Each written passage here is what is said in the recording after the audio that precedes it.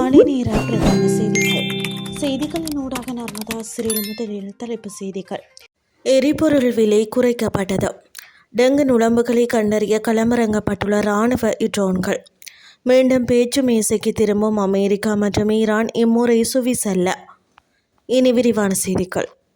இலங்கை பெட்ரோலிய கூட்டுத்தாபனம் நேற்று நள்ளிரவு முதல் அமலுக்கு வரும் வகையில் சில எரிபொருள் வகைகளின் விலையை குறைத்து திருத்தம் மேற்கொண்டுள்ளது.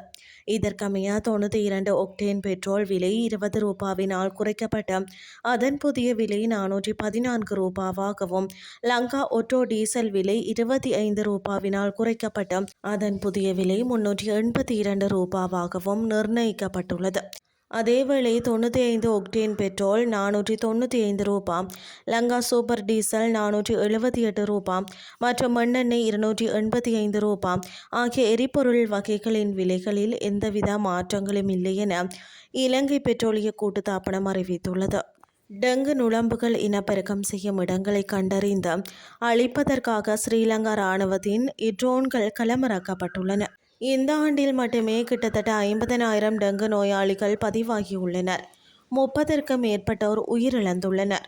டெங்கு வைரஸை பரப்பும் நுளம்புகளின் வாழ்விடங்களை கண்டுபிடித்து அவற்றை கட்டுப்படுத்த ஸ்ரீலங்கா இராணுவத்தின் கருவிகளை பயன்படுத்த முடிவு எடுக்கப்பட்டுள்ளது.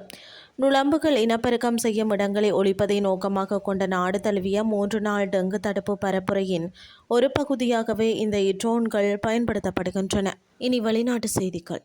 ஈரான் அமெரிக்கா இடையேயான பேச்சுவார்த்தை கத்தாரில் உள்ள தோகாவில் இன்று நடைபெற உள்ளதாக அமெரிக்க ஜனாதிபதி டொனால்ட் ட்ரம்ப் தெரிவித்துள்ளார். இருப்பினும் பேச்சுவார்த்தைகள் திட்டமிடப்பட்டுள்ளதை ஈரான் உறுதிப்படுத்தவில்லை. தோகாவில் நடைபெறும் அமெரிக்க பேச்சுவார்த்தை குழுவிற்கு சிறப்பு தூதர் ஸ்டீவ் விகாப் மற்றும் ட்ரம்பின் மருமகன் ஜாரெட் குஷ்னர் ஆகியோர் தலைமை தாங்குவார்கள் என்று வெள்ளை மாளிகை செய்தி தொடர்பாளர் கரோலின் லீவிட் கூறினார்.